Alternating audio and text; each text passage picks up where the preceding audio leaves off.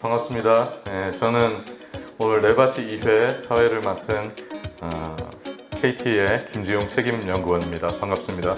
오늘은 가천대 컴퓨터공학부의 조영임 교수님 그리고 위고 박정숙 사무총장님께서 이어서 강의를 해주시겠습니다. 제가 말을 너무 길게 하면 안 되니까 저희 첫 번째 강의해 주실 조영임 교수님 모시겠습니다. 네, 저는 여기 있는 것처럼 가천대학교 컴퓨터공학과에 있는 조영임 교수입니다. 오늘 이런 자리에 초청해 주셔서 감사를 드리고요. 그러니까 오늘 제가 말씀드릴 주제는 여기 스마트 시티와 스마트 전환이라는 건데 아마 디지털 전환은 알겠는데 왜 스마트 전환이지? 라는 오타인가? 이런 생각을 하실 수도 있는데 조금 들어보시면 아 이거구나 라고 생각을 하실 겁니다. 그래서 오늘 제목도 내가 바꾸는 시흥이기 때문에 저도 말을 바꿔봤어요. 디지털 전환을 스마트 전환으로. 왜냐하면 저희 주제가 스마트 시티이기 때문에 그러면 이제 저희가 하기 전에 좀 기본으로 좀 용어를 좀 먼저 정의하고 시작을 해야 될 것 같아요. 그래서 먼저 디지털화, 디지털라이제이션입니다. 그리고 전산화, 디지타이제이션입니다. 비슷한 것 같지만 좀 달라요. 그래서 이 디지털라이제이션이라는 거는 전산화를 시켜요. 전산화, 즉 01, 01 이런 식으로 데이터를 바꿔놓습니다. 그게 전산화고 그 다음에 그거를 가지고 우리가 뭐 검색을 한다든지 조금 좀 편리하게 시스템을 만들었다. 그럼 이제 그거를 디지털화라고 합니다. 그래서 이 스마트 시티도 제일 처음에 뭐부터 시작해야 되냐면 스마트 시티도 디지털화부터 시작을 해야 됩니다. 디지털라이제이션부터 시작을 해야 되고요. 그래서 이 디지털라이제이션 다음 단계를 뭐라고 하냐면은 이제 디지털 이노베이션이라고 얘기해서 이거는 뭐냐면은 대상이 전체예요. 한두 사람이 아니라 전체한테 갑자기 변화가 오는 이런 것들을 이제 우리가 이제 디지털 혁신이라고 하고 이 부분은 전혀 새로운 방식으로 예전에 없던 거로 완전히 뭐가 바뀌는 이런 거를 이제 디지털 혁신이라고 이야기를 합니다. 자, 그러면 이제 디지털 전환 우리가 많이 쓰고 있는 4차 산업혁명을 디지털 전환이다. 디지털 트랜스포메이션이다. 라고 하는 거는 그럼 뭐냐? 라는 생각이 드는데 이거는 뭐냐면은 앞에 있는 디지털화, 그 다음에 디지털 혁신 그러니까 전체적으로 변화하는 이런 걸 가지고 이제 전체가 변화했는데 이제 그것이 개별로 들어오는 거죠. 전체가 개별로 들어와서 개별 내에서도 다 바뀌어야 됩니다. 그러니까 전체는 이제 큰 트렌드가 바뀌었는데 그게 개별로 들어와서 개별도 다 바꿔야 돼요. 그래서 사람 생각하는 것도 바꿔야 되고요. 프로세스, 그 다음에 기존에 하던 것도 바꿔야 되고, 그 다음에 업무 방식, 뭐 KT 같으면은 이제 고객 응대 방식 이런 게 이제 전부 다 바뀌는 이런 거를 이제 디지털 트랜스포메이션이라고 얘기합니다. 그러면은 우리가 4차 산업혁명은 무엇이냐? 4차 산업혁명은 디지털 전환이라고 얘기합니다. 그러면은 그 안에 이제 그 사이에 뭔가 좀 용어를 정의해 보자면 4차 산업은 디지털 전환, 디지털 트랜스포메이션은 맞긴 맞는데 디지털 이런 앞에 있는 이런 과정들을 쭉 거쳐서 이루어지고 있는 전환이다. 이렇게 생각하시면 돼요. 그러니까 전체적으로 바뀌면서 안에 것까지 바뀌어야 됩니다. 그러니까 한마디로 말하면 다 바꾸는 거죠. 내가 바꾸는 시흥처럼 다 바뀌어야 되는 이제 그런 거를 생각해 볼 수가 있을 것 같습니다. 그 다음에 이제 그러면 지금까지 했던 거를 이제 한번 그림으로 제가 찾아보니까 이 그림이 상당히 좋은 것 같아서 제가 인용을 해봤어요. 그래서 먼저 디지타이제이션은 뭐냐면 정보가 아날로그에서 이 디지털로 바꾸는 요거에 좀 초점이 있고 그 다음에 이제 디지털라이제이션은 그거 기본으로 하되 업무 방식이 기존의 아날로그에서 약간 바뀌는 그러니까 아날로그에서 디지털로 바뀌는 것을 얘기하는 거고요. 그다음 디지털 트랜스포메이션은 앞에 이 두 가지에다가 마지막으로 비즈니스 모델까지도 예전에 전화하던 것이 뭐 온라인으로 한다든지 뭐 가상으로 한다든지 뭔가 이렇게 공간이 바뀐다든지 뭔가 이제 모델 자체가 바뀌어서 우리의 생각이 완전히 바뀌는 거를 이렇게 말할 수 있을 것 같습니다. 디지털 전환은 그러면 4차 혁명은 디지털 전환이라고 하는데 처음에 그럼 누가 얘기했느냐 이거를 누가 이걸 얘기했을까라는 건데 이게 좀 거슬러 올라가야 돼요. 거슬러 올라가서 뭐 다보스 포럼이다 뭐 이런 얘기도 하는데 거슬러 올라가면 여러분 이제 MIT 알죠? 미국의 MIT 거기에 미디어 랩이라고 굉장히 유명한 랩이 있어요. 굉장히 유명한 랩이고 모두 다 가고 싶어하는 이 미디어 랩을 만든 사람이 있습니다. 누구냐? 니콜라스 네그로폰테 이 분입니다. 연세가 많으신 분이죠. 그래서 이분이 강의를 굉장히 많이 하시고 저도 강의를 들었는데 너무 강의를 잘하세요. 아주 열정적으로. 이분이 이제 비잉 디지털 하면서 디지털 전환이라는 얘기를 하면서 이분이 얘기한 거 뭐냐면 컴퓨터가 아니야 이제. 컴퓨터는 우리의 삶이야. 이렇게 얘기하면서 컴퓨터 자체를 이제 그러니까 컨셉을 바꾸는 거죠. 계산만 하는 게 아니다라는 것으로. 그러면은 이제 이것이 아까 이제 말씀드린 대로 디지털 전환이라고 얘기할 때는 여기 있는 것처럼 뭐 디지털, 즉 디지털을 한마디로 말하면 좀 작게 말하면 데이터입니다. 데이터일 수도 있고요. 어쨌든 소프트웨어를 통해서 데이터가 이제 기업의 경제적 가치로 환원되는 어떤 뭔가를 이제 디지털이라고 얘기를 했을 때 그것이 새로운 자산이 돼서 가치가 만들어지는 것을 디지털 전환이다, 트랜스포메이션이라고 얘기하고, 여기 제가 빨간색을 한 이유가 있어요. 빨간색을 한 이유가, 디지털 전환은 디지털이 중요한 게 아니야. 전환이 중요해요. 어떻게 전환할까? 디지털 오케이, 제로원 좋은데 그럼 그거 어떻게 전환할래? 어떻게 가치로 바꿀래? 이게 되게 중요한 거거든요. 그래서 그러면은 어떻게 바꿀까를 이분이 고민했죠. 이분이 니콜라스 네그로폰테라는 이분이 고민을 해서 이분이 디지털 전환의 성공 요소를 딱 3가지로 뽑았어요. 그래서 앞에 글자만 따니까 PPT예요. 우리 PPT 만드는 거랑 똑같습니다. PPT 안 잊어버리시겠죠, 그렇죠? PPT가 디지털 전환의 성공 요소라는 거예요. 그래서 보면 사람, 그다음에 프로세스, 그다음에 도구입니다. 근데 이게 디지털 전환뿐만 아니라 우리가 스마트 시티에서 하고 있는 이 모든 것들도 성공하려면 이 3가지가 필요하다는 것을 알 수가 있어요. 그래서 이 PPT의 이 피플은 그냥 여러분 플러스 이거를 좀 강력하게 밀고 나가는 어떤 스트롱한 리더십, 이것도 이제 첫 번째 P에 속하고, 프로세스는 아시다시피 여러 가지 절차라든지 모델이라던가 뭐 데이터 허브, 지금 이제 시흥에 있는 데이터 허브라든지 이런 뭔가 인프라적인 요소가 이제 프로세스라고 볼 수가 있고요. 마지막에 툴이라고 하면은 여러분이 4차 혁명에 중요한 게 뭐예요? 꽃이 뭐죠? AI, 뭐 블록체인, IoT 뭐 이런 것들을 중요한 기술이라고 하지 않습니까? 이제 그런 것들을 툴이라고 말할 수가 있겠죠. 그래서 이 PPT가 정말 그 디지털 전환에서 뭔가 바꾸고자 한다면, 내가 바꾸는 시흥처럼 내밭이 하려고 하면 바로 이 PPT를 해라 라는 게 이 MIT 미디어 창시자의 주장이에요. 그럴듯하지 않나요? 네, 저는 이 내용이 참 좋은 것 같아요. 그래서 이거를 계속 끌고 갈 것입니다. 디지털 전환의 그럼 사례를 우리가 몇 가지만 들어보면, 레가시 인더스트리라고 하는 게 뭐냐면 영어로 레가시 인더스트리인데 저걸 한국말로 하면 그냥 전통 산업, 전통 기업, 우리가 그냥 보통 갖고 있는 거 이런 걸 얘기할 수 있어요. 그래서 거기에 뭐 IoT라든지 AI 이런 거를 집어넣어서 뭔가 확실히 바뀌었다. 이게 이제 디지털 전환이에요. 그럼 제가 하나 예시를 들겠어요. 자, 내가 어느 기업인데 내가 앱을 만들었어요. 앱을 만들고 머신러닝 기반으로 데이터를 막 분석했어요. 그리고 고객의 가치를 막 창출했습니다. 그럼 이거 디지털 전환일까요? 아닐까요? 전환일 것 같죠? 근데 좀 묻는 게 왠지 좀 이상하죠? 자, 이게 뭐냐면 여기에서 전환일 수가 있는데 아닌 경우가 뭐냐면, 아까 PPT라고 그랬죠?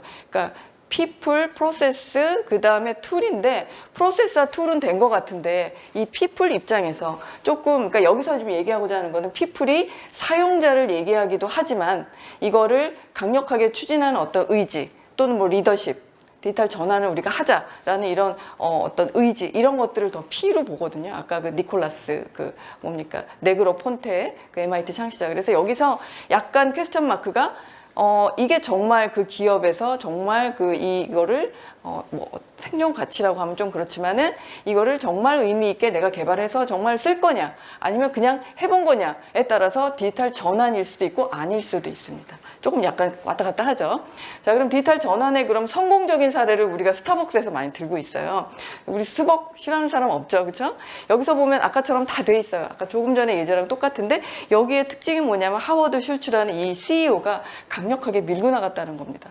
그래서 이 디지털 전환에서 정말 이게 정말 성공하려 그러면 대충 그냥 변환하는 듯 해가지고는 안 되고, 정말 변환되려면 일단 강력한 리더십이 필요하다라는 것을 여기서 좀 얘기를 할 수 있을 것 같습니다. 그 다음에 그럼 디지털 전환이라는 게 언제부터 관심을 갖고 있냐? 물론 뭐 미디어 창시자는 뭐 예전부터 90년대부터 얘기를 했어요. 그때 90년대부터. 근데 이게 정말 제가 이제 구글 트렌드를 한번 봤거든요. 봤더니 디지털 전환이라는 이 한국말로 된 거는 한 2020년부터 이렇게 갑자기 그래프가 상승됐고, 그 다음에 디지털 트랜스포메이션이라고 영어로 된 거는 14년도부터 급격하게 증가하더라고요. 그러니까 이 얘기는 뭐냐면 전 세계적으로 디지털 트랜스포메이션은 우리보다 먼저, 적어도 5, 6년 전보다 먼저 관심을 가졌고 한국에서는 이거보다 좀 늦지 않았나, 이렇게 좀 해석도 될 수 있습니다. 물론 우리도 영어로 디지털 트랜스포메이션이라고 찾을 수도 있었겠지만 전체적으로 보면 이게 이제 한국어와 그 다음에 영어의 차이에서 본다면 우리가 조금 늦지 않았나라는 이런 생각도 좀 해봅니다. 그럼 여기에 그러면 뭐가 더 있어야 되느냐? 아까 PPT에서 어떤 리더십, 그러니까 전환을 하자에 대한 강력한 의지, 전체적인 어떤 뭐라 그럴까, 그 뭐죠? 수렴된 의견, 뭐 이런 것들이 이제 좀 더 필요하지 않나 생각이 드는 거고요. 그래서 디지털 전환에 대해서 한번 그 상공회의소에서 조사한 바에 의하면 전체 직장인의 한 3분의 2 가까이 61%가 디지털 전환하기엔 아직 좀 아니지 않는가라는 의견을 보여줬습니다. 왜 그러냐면 업무 방식은 지금 디지털라이제이션이 돼서 잘 되는데 데이터 수집, 인재, 그 다음에 어떤 사회 기반 이런 것들이 아직 좀 아니다. 그래서 디지털화 되기에는 디지털라이제이션, 전환, 디지털 트랜스포메이션 되기에는 아직 좀 부족하다라는 의견이 있었고, 걸림돌은 이제 인프라를 좀 마련해 달라, 이제 이런 겁니다. 그래서 이런 거를 보면 조금 더 강력하게 당겼을 때 이제 전환이 좀 속도가 좀 늘어날 것이라는 걸 알 수가 있고요. 오른쪽에 있는 게 바로 그 예입니다. 이거는 이 코로나라는 강력한 리더십 때문에 어쩔 수 없이 디지털 전환이 당겨진 사례예요.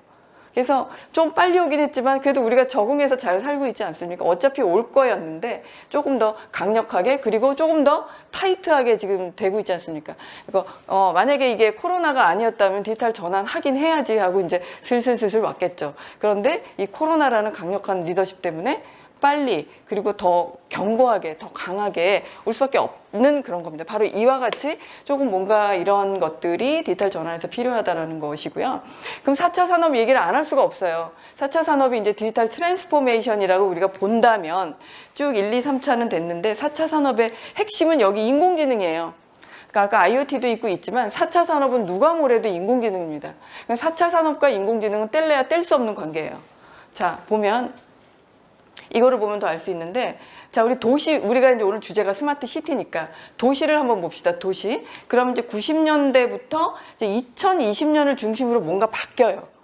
네바시처럼 바뀌어요. 제가 볼 때 바뀝니다. 어떻게 바뀌냐면 20년 이전에는 한 10년 전부터 90년대부터 2020년까지 10년이 더 넘네요. 이때까지는 그 디지타이제이션에서 디지털라이제이션에서 뭔가 이 현실을 계속 그 사이버에 올려놓는 걸 합니다. 사이버. 뭐 홈페이지도 만들고 사이버 월드도 만들고 뭐 데이터베이스도 만들고 뭔가 이렇게 사이버에 계속 올리려고 해요. 이제 그게 20년도까지 있었다면 지금은 어떻게 합니까? 지금은 사이버에 있는 게 자꾸 내려와요. 거꾸로. 어떻게 내려오죠? 메타버스로 내려오고, 메타버스로 가상현실 이런 거로도 내려오고, 그래서 O4라 그러죠. O4. 자, 올라갈 때는 O2O였는데 내려올 때는 O4입니다. 온라인 포 오프라인. 그래가지고 사이버에 있는 게 내려와요, 자꾸만. 그래서 이게 2020년을 중심으로 뭔가 이 IT는 IT인데 뭔가 바뀌어요. 그래서 이렇게 바뀌는 것이 디지털 전환이 뭐냐면, 전환은 아까 뭔가 바뀌어야 된다 그랬죠. 그래서 이게 도시도 이렇게 바뀌고 있는 겁니다. 그래서 과거에는 서비스를 전부 다 온라인으로 해서 제가 온라인에서 뭔가 서비스를 받아야 되는데, 이제는 바뀌어가지고 제가 있는 곳 또는 메타버스 서비스가 저를 중심으로 오게 되는 이런 식으로 해서 서비스의 모습도 바뀌고 도시 모습도 그에 따라 바뀌어가고 있는 거죠. 그래서 이렇게 그런 내용들을 여기서 좀 알 수가 있고요.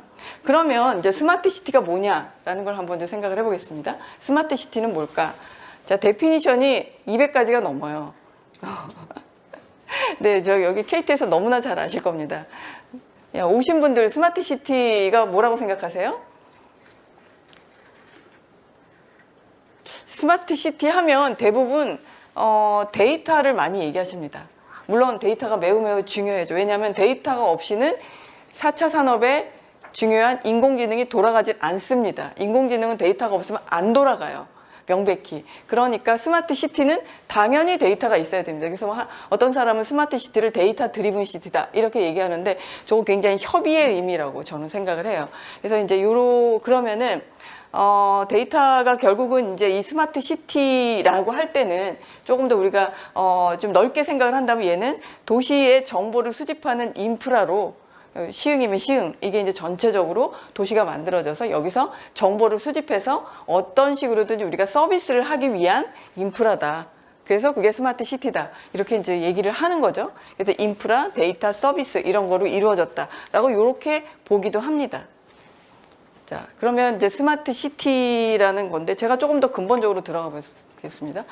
그럼 스마트 시티가 이제 그 조금 전에 슬라이드는 우리가 보통 뭐 LH라든지 뭐 KT라든지 이런 데서 보통 그렇게 이제 데이터 중심 이렇게 데피니션을 많이 내리는데, 그러면 표준 입장에서 인터내셔널 국제 표준 입장에서는 스마트 시티를 어떻게 정의하는가를 보겠습니다. 정의가 여러 개가 있더라고요. 제가 이거 다 찾아봤어요.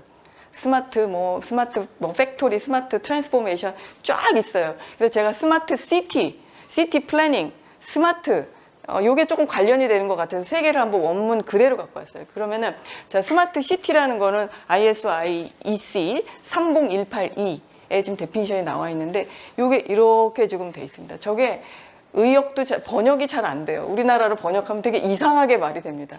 그래서 요걸 이제 제가 의역을 해보면 뭐냐면 이따가 이제 그림을 그릴 텐데 피지컬, 디지털 앤드 휴먼. 자, 여기 있습니다. 피지컬, 디지털, 휴먼. 그러니까 이런 것들이 잘 어우러져서 서스테이너블, 지속 가능하고 그다음에 프로스퍼러스해서 좀 더 이렇게 뭐라 그럴까, 저걸 풍요롭다고 해야 되나, 좀 잘 살고 윤택하고, 그리고 이 사람들이 미래에 대해서 꿈도 가질 수 있고 조금 더 이렇게 포괄적인 도시를 만드는 것을 지금 스마트 시티다라고 데피니션을 내리고 있어요. 여기서 30182 표준으로. 근데 이 표준이 많이 인용이 됩니다. 그럼 여기에 굉장히 애매하죠. 그렇죠? 뭐 잘 살아야 되고 뭐 엮어야 되고 굉장히 애매합니다. 그다음에 우리가 보통 스마트라고 얘기하는 거는 여기에 돼 있어요. 중간에 보면 스마트라고 하는 거는 뭐냐면은 예측이에요. 짧게 말하면 예측입니다. 프레딕션. 예측을 하는 겁니다. 어떤 예측이냐? 이게 언제 망가지지? 이게 언제 어떻게 될까? 이런 것들을 예측하는 게 바로 스마트다. 이런 얘기를 하고 있고, 요 밑에 이제 그럼 스마트 시티 플래닝이 뭐냐? 스마트 시티는 알겠어요. 자, 스마트도 알겠어요. 스마트 시티 플래닝이 뭐 하는 거냐라는 거죠. 스마트 시티 플래닝은 바로 이런 스마트 시티와 스마트라는 이런 컨셉을 구현하기 위해서 테크니컬리 앤드 폴리티컬리 진행하는 하나의 프로세스다라고 지금 여기가 돼 있습니다. 이런 식으로. 그래서 이제 이런 것들 이제 여전히 좀 애매하죠. 그렇죠? 여전히 좀 애매합니다. 그래서 요거를 제가 한번 생각을 해봤어요. 그러면 자, 그럼 스마트가 뭐냐 이거죠. 스마트 SMART 스마트. 보통 이제 저같이 인공지능 하는 사람은 스마트 이꼴 인텔리전스야 이렇게 이제 말하거든요. 그러면 정말 스마트 이꼴 인텔리전스일까라는 생각인데, 그럼 어떤 인텔리전스냐? 자, 우리가 스마트 시티라고 하면 분명히 지능 도시겠죠. 그럼 어떤 지능 도시를 우리가 원하는가를 여기서 좀 생각해 볼 수가 있어요. 자, 이게 스튜어트 러셀이라고 굉장히 유명한 분입니다. 이분이 AI 책을 많이 쓰셨는데 이분 책을 가지고 공부 안 한 사람 없어요. 그러면 AI 공부한 사람 아니에요. 그러니까 이분 책이 바이블입니다. 거의 표준도 이분 책에서 데피니션 내린 게 표준으로 AI의 데피니션이 가고 있는 만큼 굉장히 유명한 책이고, 이제 최근에 이제 이런 어떤 그 휴먼 컴패터블 이런 책을 만들었고 이걸 이제 한국말로 번역한 게 최근에 나와 있는데, 여기에 있는 내용들을 제가 이렇게 한번 캡처해가지고 중요한 거 이렇게 빨간색으로 한번 해봤는데, 이분이 얘기하는 스튜어트 러셀이 얘기하는 어떻게 인간과 공존하는 인공지능을 만들까? 저는 이게 스마트라고 생각해요. 그러니까 이게 뭐냐면 스마트라는 거는 그냥 AI 자기 마음대로 막 판단해. 저는 그렇게 생각 안 하는데, 나는 아닌데 AI가 막 판단해서 뭐 내일 비 온다, 여기 뭐 가지 말아라, 뭐 이건 이거다 저거다, 자기가 막 판단해요. 스마트한 듯이. 그럼 그게 정말 스마트냐? 그거는 아니라는 거죠.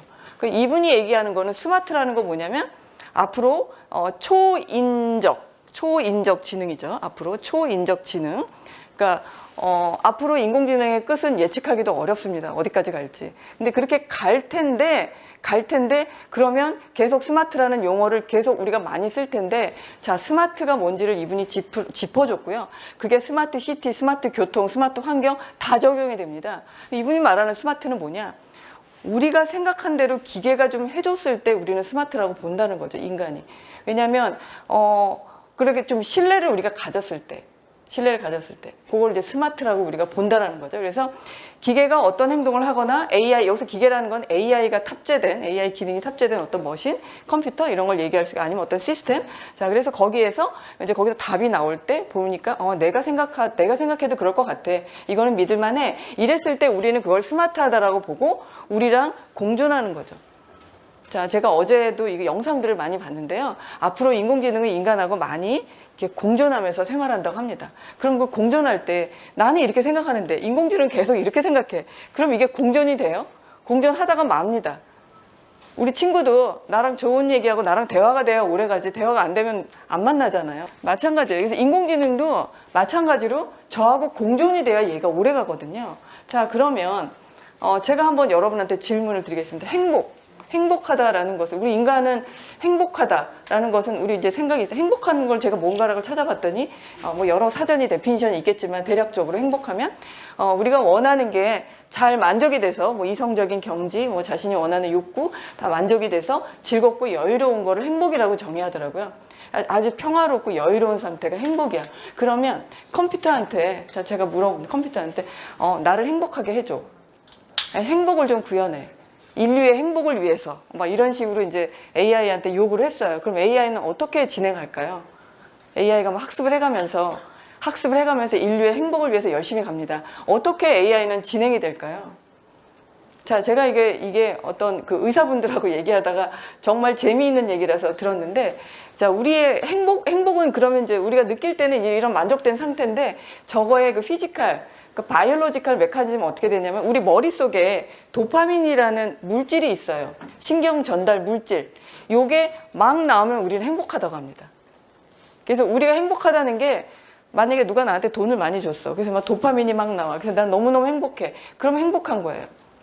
그 다음에 내가 너무 그 일에 미친 사람이야. 근데 일을 열정적으로 해서 너무 행복해. 남들은 너 피곤하지 않니? 근데 너무너무 열정적으로 행복해. 도파민이 막 나와요. 행복한 거예요. 자, 그래서 여기서 뭐냐면 행복이란 것을 컴퓨터한테 한번 구현해 보라고 그랬어요. 그랬더니 이 컴퓨터가, AI가 탑재된 컴퓨터가 어떻게 구현했냐면 결국 마약쟁이를 구현을 했다고 합니다. 왜? 처음에는 이렇게 돈을 막 줬대요. 돈을 줬더니 사람들이 좋아하는데 이쪽을 막 줬어. 이쪽이 부자가 됐더니 이쪽에서 막 싸우는 거야. 그거 달라고. 막 싸워요. 막 찡그리고 이건 행복이 아닌가 보다 하고 이제 AI가 학습을 하고, 그 다음에 뭐 또 다른 걸 하고, 그랬더니 한쪽은 좋아하는데 한쪽은 싫어하고 막 이런 식으로 가더래요. 그래가지고 결국은 행복이란 뭐냐면 도파민 물질이기 때문에, 그래서 이 AI가 사람들한테 다 마약을 먹였대요. 그랬더니 다 서로 행복한 거야. 에브리바디 싸우지도 않고. 그래서 이게 행복인가 보다 라고 AI가 결정을 내렸다라고 뭐 그런 얘기들을 뭐 어딘가에서 봤다고 하면서 저한테 AI가 도대체 어떻게 스마트함을 구현합니까? 라고 어떤 의사분이 여쭤보길래 저도 그렇구나 하고 좀 생각을 해서 여러분하고 좀 논의하려고 이거를 했습니다. 자, 그럼 우리가 스마트 시티는 거창하게 얘기해요. 인류의 행복을 위하고 뭐 어떤 행복을 원합니까? 인류의 무슨 행복을 원해요?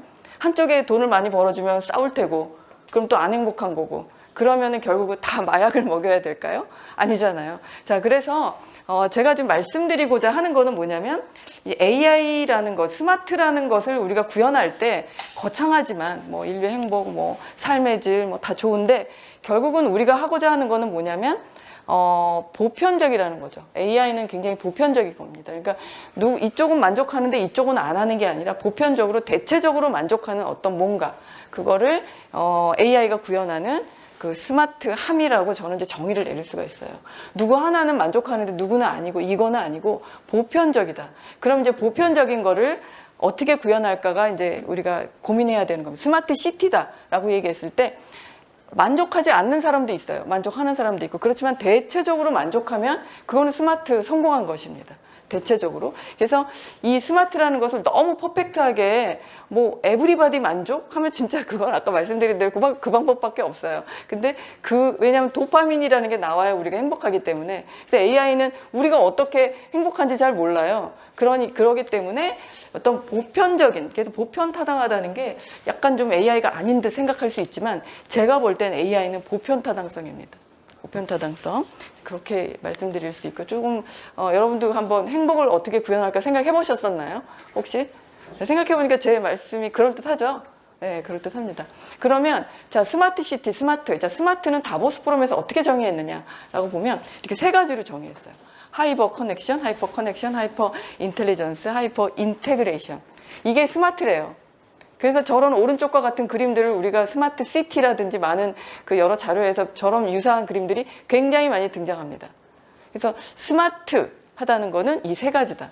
근데 저는 이걸 여전히 봐도 연결, 지능, 융합 이게 이제 스마트한데 이거하고 그럼 스마트 디지털 전환하고는 무슨 관계냐라고 이제 계속 의문을 갖게 되죠. 자, 이거는 이제 알겠고. 자, 그래서 제가 스마트 시티 패러다임을 한번 그려봤어요. 스마트 시티. 자, 레가시, 전통적인 시스템, 전통적으로 각각 따로따로 존재하는 뭔가 이런 게 있었다면, 자, 하이퍼 커넥션, 이제 연결이 되겠죠. 아까 그 표준의 정의에 따라서 피지컬, 디지털, 소셜, 휴먼 이런 것들이 연결된다고 돼 있기 때문에 아까 그 표준 데피니션에 따라서 제가 여기다가 표시를 해봤어요. 자, 그 다음에 인텔리전스를 이제 하이퍼 인텔리전스를 하겠죠. 뭐 IoT, AI, 뭐 행복도 구현해 보려고 하겠고 여러 가지 하겠죠. 그래서 이제 오른쪽과 같은 게 있는데 이게 너무나 많아지기 때문에 이제 다른 기관들하고 인테그레이션 해야 돼요. 그래서 하이퍼 인테그레이션이 있습니다, 여기. 그리고 아까 디지털 전환의 성공 요인이 뭐라 그랬죠? PPT라고 말씀드렸잖아요. 그래서 PPT, 사람, 프로세스, 툴이 같이 들어간 어떤 이 구조가 스마트 시티, 우리가 원하는 스마트 시티 패러다임이 아닐까라고 생각을 하고 그림을 한번 그려봤어요. 괜찮지 않나요? 그렇죠? 그러면은 자, ISO IEC 30182에 아까 영어로 잔뜩 써 있는 것들을 조금 의역을 포함해서 약간 좀 우리가 이해할 수 있는 말로 바꾸면 뭐냐면 시민들한테 지속 가능하고 풍요롭고 그리고 매우 번영하는, 윤택하고 번영하는 삶과 미래를 제공하는 것이 바로 스마트 시티의 목적이다라는 것을 알 수가 있습니다.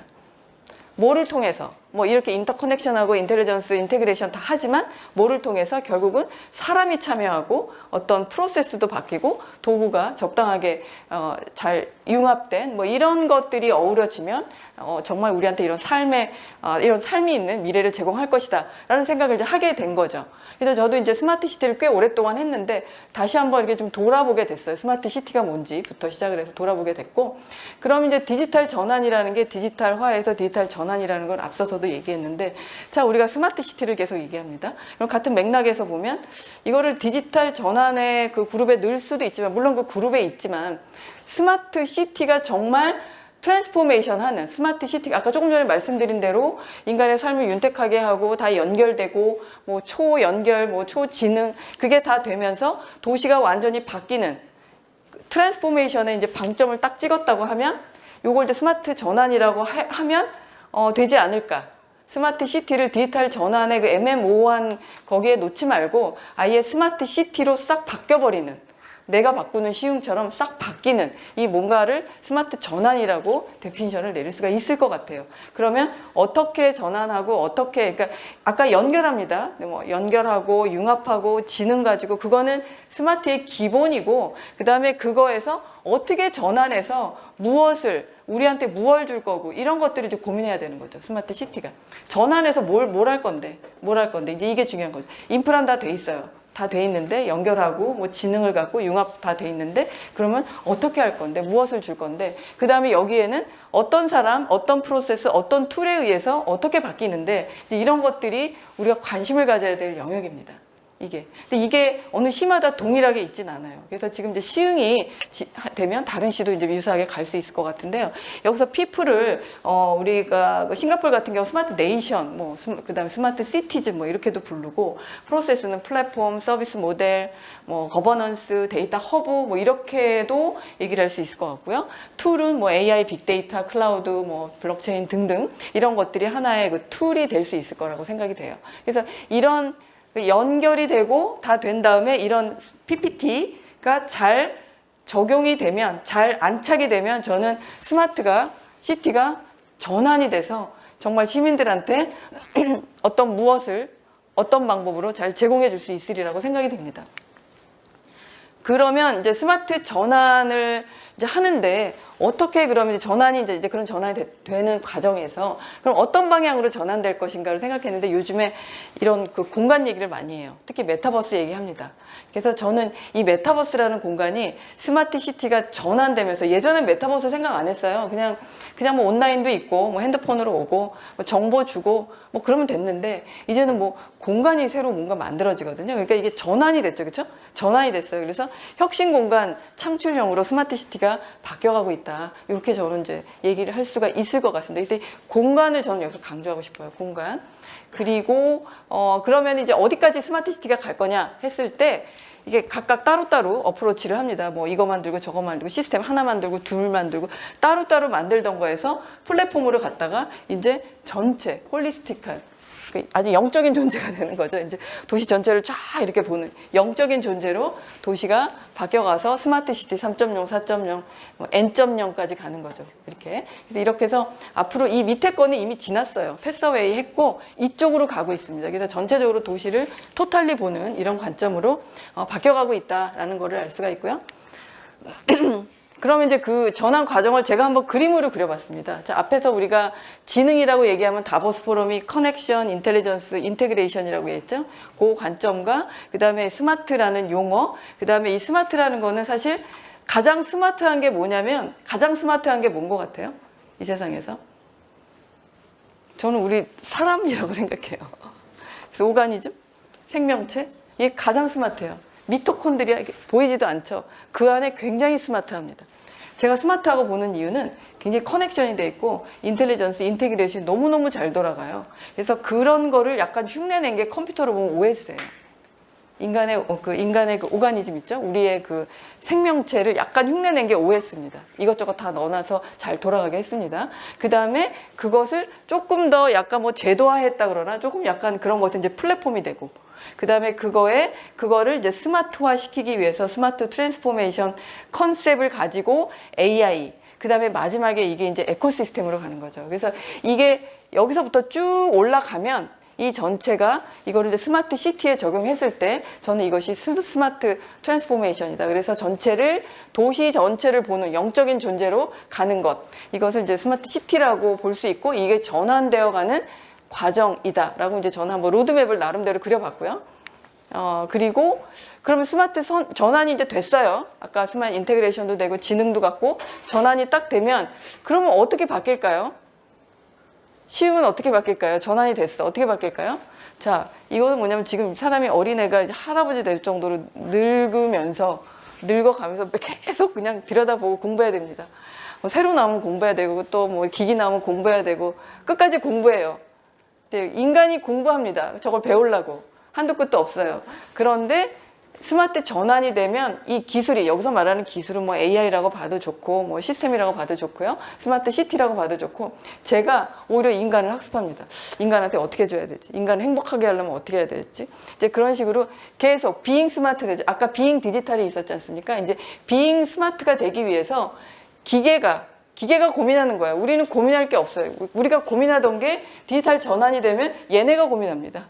저는 고민 안 해도 돼요. 그러니까 이게 행복하지 않나요? 도파민이 막 나왔으면 좋겠는데 하여간 스마트 전환이 되면 이렇게 패러다임이 바뀐다라고 저는 이제 생각이 되고 당연히 비잉 스마트가 될 거라고 생각이 됩니다. 그리고 그러면은 스마트 시티는 이제 어차피 주제가 오늘 스마트 시티니까 언제부터 시작됐느냐 보면 일단 유럽에서 먼저 시작이 됐죠. 그다음에 우리나라가 이제 전자정부부터 하면 역사가 굉장히 길어요. 2002년부터 전자정부를 했습니다. 여기서부터 하고 뭐 UCT에서 2003년 쭉 해서 한국도 꽤 많이 했어요. 자, 유럽은 2007년 뭐 이래가지고 이제 여기도 했고, 그래서 주로 유럽은 에너지, 교통, IT, 우리나라는 이제 행정 쪽에 주로 관제센터, 우리는 이제 약간 좀 종합적인 걸 갖고 유럽은 뭐 이렇게 하나의 그러니까 에너지, IT 이제 이런 식으로 좀 갔습니다. 그래서 왜 그랬냐면 도시 문제가 많아. 그래서 이거를 가지고 해결하기 어렵기 때문에 IT를 이용해서 해보자라는 게 이제 기본 컨셉으로 했습니다. 이때 뭐 도시를 바꾸고 전환하고 이런 생각은 별로 없었고요. 그냥 문제가 있기 때문에 저걸 묶어보면 뭐 낫지 않나 해서 이제 해본 겁니다, 이게. 그래서 처음에는 스마트 시티라는 말을 안 했죠. 자, 스마트 시티는 어디까지 갈 거냐? 지금 이것도 로드맵이 길어요. 처음에는 지속 성장하자. 그다음에 운영을 잘해보자. 도시 운영 잘해보자. 그다음에 어떻게 됩니까? 지능화해보자. 네 번째는 증강도시 가자. 이게 이제 메타버스로 슬슬 가기 시작하는 거예요. 공간이 나오기 시작합니다. 4세대. 그래서 저는 이걸 쭉 보면 아 이제 드디어 공간이 나왔고 그 다음에 어디로 갈까? 그 다음에 이제 생태계 얘기가 나오겠죠. 생태계. 그래서 종합 선물 세트로 그렇게 가도록 하겠죠. 일단 전체적인 거는 보시면 되고 그 다음에 여기 보면 이제 법들이 중간중간 나왔는데요. UCT를 처음에 추진할 때 UCT를 잘하게 하기 위해서 2008년도에 UCT 법이 나왔고 개정도 이제 이후에 있었고 그 다음에 이제 스마트 시티가 나오면서 스마트 시티 잘 되게 하기 위해서 스마트 도시법이 나왔습니다. 이 UCT법을 개정을 했고 제정을 여기 이제 개정을 해서 끝났고 제정을 17년도에 했고 지금까지 이제 업데이트가 계속 되고 있는 이런 상황입니다. 그러면 이제 어떤 서비스가 일어날지를 한번 비교를 해보겠습니다. 기존 도시랑 스마트 시티는 어떻게 다르냐? 기존 도시는 뭐 문제가 있어요? 도로가 막혀? 그럼 도로를 막 만들어요. 그 다음에 주차장이 없어? 주차장을 막 만듭니다. 이런 식으로 그 다음에 어떤 방범이 막 생겼어. 어디서 범죄가 일어났어. 경찰이 막 들어갑니다. 이런 식으로 하는 게 이제 기존 도시라면 스마트 시티는 안 만들어요. 새롭게 인프라를 만드는 게 아니라 이제 원래 컨셉이 그렇습니다. 교통이 막히면 교통이 왜 막히지? 데이터를 막 분석해서 분산시킵니다. 이쪽으로 가. 너는 이쪽으로 가. 이렇게 분산시켜서 교통 신호를 제어한다거나 이렇게 내비게이션을 달리줘서 그래서 스마트 시티 대응하게 됩니다. 그게 더 낫지 않나요? 이거 만들어 놓는다 그래서 어떻게 될까요? 또 막힐 수도 있습니다. 근데 그런 거 주차장 없다? 새로 만드는 게 아니라 빈 공간 뭐 쉐어링이라든지 이런 걸로 해서 공유 주차장을 만들어서 해결을 합니다. 근데 이런 식으로 기존의 문제를 그냥 고지고대로 보는 게 아니라 어떤 데이터라는 걸 이용해서 도시를 바꾸는 것을 스마트 시티에서 지금 현재 대응하고 있는 가장 쉬운 그리고 가장 기본적인 방법이 데이터를 이용해서 바꾸는 게 가장 기본적인 방법이에요, 현재는. 그래서 이제 우리가 가는 게 이제 이쪽이고요. 그리고 이제 최근에는 스마트 도시 협회에서 스마트 시티 안전망이라는 것을 지금 전체적으로 구축 중에 있습니다. 지자체에서 여기 이제 참여해서 하고 있는데요. 지금 보면 2015, 17, 18, 19, 20년으로 가면서 약간 컨셉이 달라지고 있거든요. 그러니까 예전에는 통합 플랫폼 해서 그냥 다 묶는 거, 다 관제센터에서 다 전체를 묶었어요. 그래서 이렇게 묶어서 연계는 안 됐지만 일단 묶는다라고 갔는데 이제 2017년도 가면서는 5대 연계 서비스에서 112, 119, 사회적 약자, 재난 이런 걸 좀 묶어가지고 통합 플랫폼하고 연계하는 서비스를 진행하다가 18년 정도 가보면서 거기에 이제 법무부랑 민간 보안이 좀 더 들어갔죠, 여기? 법무부랑 민간 보안이 이렇게 들어가면서 안전망 쪽으로 가고요. 그 다음에 이 19년, 20년도 모델은 전 요게 지금 현재 그 국토부에서 스마트 도시 협회가 이제 국토부 산하기관이기 때문에 국토부에서 추진하는 그 통풀의 어떻게 보면 미래 모델이죠. 그래서 이거를 통풀이라고 안 하고 안전망으로 가고 있습니다. 그래서 여기 보면 얘랑 차이점이 뭐냐면은 이거는 더 물론 여기가 많아졌죠. 이렇게 더 많아졌죠. 112, 119뿐만 아니라 여성 안심, 법무부, 그 다음에 수배 차량. 예전에 수배 차량이요. 강남구에서 서초로 넘어가잖아요. 그럼 내 관할이 아니야. 그럼 그냥 딱 끝나버렸어요. 근데 지금은 그거를 연계하는 수배 차량 연계해서 넘어가도 그 수배 차량 내지는 어떤 뭐 나쁜 놈들 잡을 때 문제 없이 되도록 하는 그런 연계. 뭐 이런 부분 그런 것들이 다 이게 더 훨씬 많아졌어요. 공공기관들이 더 많아졌고 국방부까지 연계가 돼 있고 그래서 이게 광역을 중심으로 묶으면서 지자체가 활용할 수 있도록 하는 모델로 그러니까 지자체 입장에서 보면 굉장히 좋은 거죠. 예전엔 지자체가 이거를 안전망을 하려고 그러면 119, 119 내가 일일이 컨택을 해야 됐는데 이제 그렇게 안 해도 되는 그런 모델이기 때문에 광역 중심의 어떤 거버넌스가 이루어지는 것으로 지금 최근에 이 마지막 모델로 진행을 하고 있습니다. 그래서 이 모델이 지금 보면 전국적으로 한 134개 정도 지자체 보급이 지금 돼가고 있다고 합니다. 그러니까 상당수가 이 모델을 가지고 있고요. 그리고 말씀드린 대로 이 안전망 쪽이 119, 112, 119, 국방부, 뭐 재난, 소방 이런 거 소방이 119죠. 그렇게 연결하다 보니까 여러 서비스가 굉장히 많이 나올 수 있는 이런 모델로 가고 있습니다. 그래서 이거를 하나의 예를 들자면 예를 들면 112예요. 경찰 여기 지금 경찰 뭡니까? 누가 사람을 죽였어요. 내지는 뭔가 이게 나타나면 요게 112 상황실에 접수가 되면 광역에 연락하고요. 광역은 또 지자체에 연락합니다. 이게 시흥인지 아니면 뭐 강남구인지 연락을 해서 정보를 다 받아서 위치를 다 받아가지고 본청에다 연락해서 즉시 출동해서 이 도둑놈을 잡을 수 있도록 하는, 이렇게 로스타임이 없는 거죠. 그래서 이거 보면은 이제 이런 식으로 그 CCTV, 예전에 CCTV 협조를 안 했어요. 구가 다르면 안 했는데 협조를 다 하고 광역으로 넘기고 또 본청으로 넘겨서 주면은 경찰관 입장에서 보면은, 여기서 출동하는 경찰 입장에서 보면 이런 맵이 있어서 어디에 이놈이 어디에 있다라는 걸 알기 때문에 금방 찾아갈 수가 있는 거죠. 그래서 신속하게 검거할 수 있어서 그야말로 안전망을 구축한 거죠. 그래서 이런 서비스가 이루어질 수 있을 거다. 지금 현재도 일부 운영은 되고 있는데 이제 이 서비스를 더 잘 만들어서 정말 행복하게 이제 만들어야 되겠죠. 자, 그러면은 요거는 이제 제가 한번 분석을 해봅니다. 어떤 모 지자체인데 그런 식으로 이제 우리가 여기서 데이터 수집은 뭐로부터 하냐면은 CCTV 이런 거로부터 하거든요. 그럼 CCTV 영상을 가지고 각 지자체를 분석해 보니 이런 그림이 나올 수가 있는 건데, 이건 이제 제가 예시로 한번 해본 건데요. 이게 뭐 여러분이 구글에서 맛집 검색해서 나온 거 아니야? 라고 생각하시면 안 돼요. 맛집 검색에서 나온 게 아니라 이게 제가 만든 겁니다. 그래서 어떤 지자체에 보니까 예를 들면 이게 폭력이 이 동네에 좀 많이 일어나네. 그러니까 신고 건수가 많은 거죠. 여기는 자살이 이 한강, 이게 한강입니다. 요 강 주변에 강 다리 밑에서 많이 일어나는구나.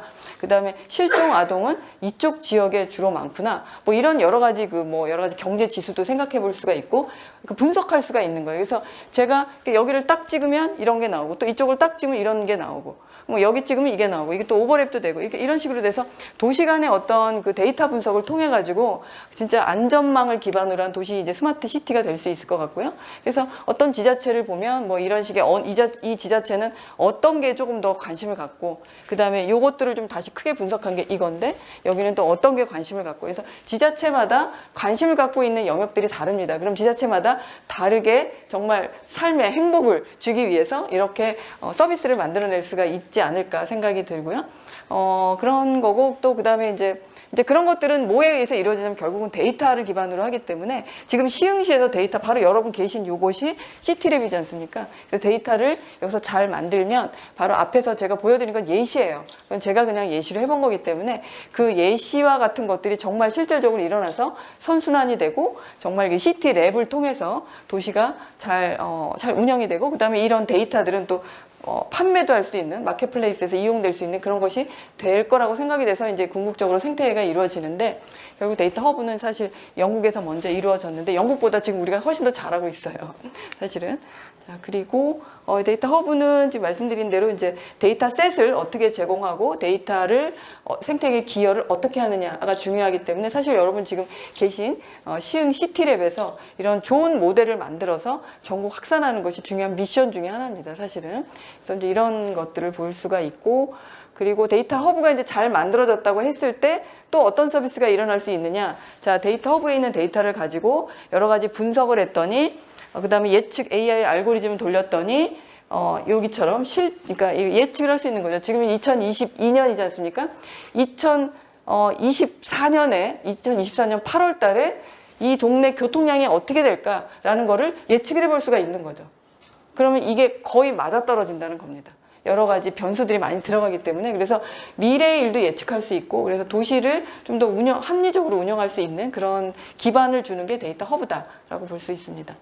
또 데이터 관련된 여러 나라들을 보게 되면요, 좀 대표적인 나라가 이제 뭐 바르셀로나가 있는데, 바르셀로나 같은 경우에는 데이터 주권, 이 데이터 내 거야. 그러니까 내 거 살려면 얼마 내 하고 내가 내면서 내가 정당하게 돈을 받는 뭐 이런 것들이 이제 잘 된 나라가 바르셀로나의 케이스고요. 그 다음에 싱가포르 같은 경우도 이거는 이제 데이터 크라우드 소싱이 잘 된 나라가 싱가포르입니다. 그래서 자기가 어디든지 다니면서 데이터를 수집해서 실시간 데이터를 가져다 줘요. 그래서 이게 싱가포르에서 우리가 좀 볼만한 데이터 수집의 방법 중에 하나고, 그 다음에 암스테르담 같은 경우에는 시민들 주도의 플랫폼 데이터를 만드는데, 예를 들면 제가 공항에 도착했어요. 인천공항에 도착해서 시흥까지 제가 차 갖고 오면 저란 사람이 이렇게 가고 있다라는 이 경로를 다 주면서 쿠폰이 저한테 막 날라오는 거예요. 여기 오면 이거 줄게 이거 줄게 쿠폰이 막 날라오고 저의 경로가 다 전달이 돼서 비즈니스 모델이 막 만들어져서 저한테 막 서비스가 오고 이런 게 암스테르담이라고 합니다. 근데 이거는 정부가 한 게 아니라 시민들이 이렇게 만들어서 이런 서비스를 계속 제너레이션 해간다고 해요. 근데 여기는 이렇게 되고 뭐 국토부도 최근에는 2019년부터 23년까지 국토부 1, 2, 3, 2차에 의해서 3차 계획을 세웠는데 여기서 공간, 뭐 생태계 이런 것들을 굉장히 강조하고 있기 때문에 앞서서 제가 말씀드린 것과 맥이 같다 이렇게 볼 수가 있고요. 이제 거의 끝날 때가 돼서 그리고 요거는 이제 마지막에 그러면 앞으로 스마트 시티는 어떻게 갈 거냐라는 건데요. 아까 뭐 생태계도 제가 보여드리고 했지만 이 그림이 좀 저는 좀 잘 봐야 되는데 요 부분 있죠. 요 부분, 요 빨간 부분은 그냥 우리가 그냥 일반적으로 해결할 수 있는 부분이에요. 요 파란 부분은 뭐냐면은 AI를 좀 적용하면 해결 가능한 부분입니다. 이 초록색 부분은 우리가 해결하기 어려운 부분이에요. 저거는 예측도 안 되고 언제 어떻게 될지도 모르게 언노운 그야말로 깜깜한 내용입니다. 그래서 이 부분을 하기 위한 것이 사실 디지털 트윈입니다. 그래서 디지털 트윈은 좀 돈이 많이 들어갑니다. 왜냐하면 언제 일어날지 모르는 그렇지만 저걸 한번 해봐야 되는 그런 거를 하기 위한 게 이제 디지털 트윈인데 그래서 보게 되면 디지털 트윈은 뭐 이런 식으로 실세계를 저렇게 만들어서 이 오른쪽 보면은 이거는 이게 암이 이건데 여기서 지금 어떤 데이터가 어떻게 되는지 보여주고 있지 않습니까?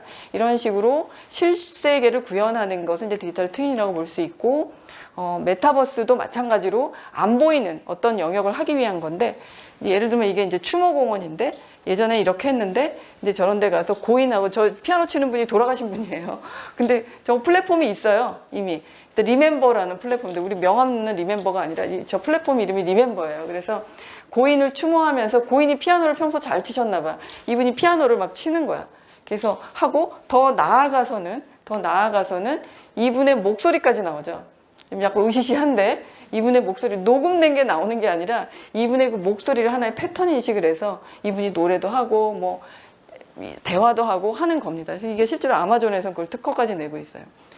국내에서도 저런 기업들이 지금 하고는 있습니다. 그래서 이렇게 해서 이 메타버스라는 건 이미 우리가 아까 모르는 어떤 그 초록색 영역을 좀 어떻게 해보기 위한 겁니다. 그러니까 빨간색, 파란색, 초록색으로 이렇게 AI 기술이 점점 진화되고 있는 것을 보여주고 있고요. 그래서 이제 마지막으로 정리해보면은 한 두 가지만 제가 말씀드리겠습니다. 스마트 시티가 계속적으로 뭐 지속 가능 얘기하는데 뭐 어떻게 하면 지속 가능하게 할 거냐. 아까처럼 행복을 이상하게 우리한테 이상한 약을 준다. 그러면 한두 번 하다가 안 하겠죠. 그렇죠? 한두 번 하지도 않죠. 그래서 지속 가능하게 하려면 이 미래를 보면서 어떻게 하이 퀄리티를 유지하기 위한 이 뭔가의 이 그래프, 애매모호하게 생긴 이 그래프들을 잘 연구해야 됩니다. 그래서 이게 이제 이미 이제 이런 그 지속 가능성에 대한 펑션들에 대한 그림은 이제 이렇게 좀 얘기해 볼 수가 있고요. 그 다음에 이제 두 번째 이슈는 지금 우리가 갖고 있는 이 AI 허브, 이 시티랩 허브는 어떻게 발전해야 되느냐. 이게 굉장히 중요해요. 이게 발전이 돼야지 스마트 시티가 아까처럼 전환도 잘 되고 우리 원하는 대로 서비스가 되는데 어떻게 할 거냐. 자, 여기 밑에 있는 그림은 이제 KT에서 연구를 많이 하신 그림인데 여기에 제가 이렇게 볼 때는 이게 5단계까지 다 좋습니다. 네, 뭐 마켓플레이스도 좋은데 저 빨간색 부분, 저 부분에 AI 기능을 보강한다면 정말 그 원하는 대로 될 것 같습니다. 그럼 어떤 AI가 될 거냐. 어떤 스마트한 AI를 넣어서 이거를 갖다 AI 그 스마트 시티가 잘 되게 할 거냐, 전환을 잘 시킬 거냐 하는 게 또 이슈가 될 것 같습니다. 저게 뭐 한두 개의 기술로 되는 게 아니기 때문에 그래서 이런 한 두 가지 큰 주제를 우리가 계속 논의를 해보면 정말 우리가 스마트 시티를 스마트 전환할 수 있는 그런 기술이 되지 않을까 생각을 해서 좀 몇 장 좀 정리를 해봤습니다. 이상으로 마치도록 하겠습니다. 경청해 주셔서 감사합니다. 네.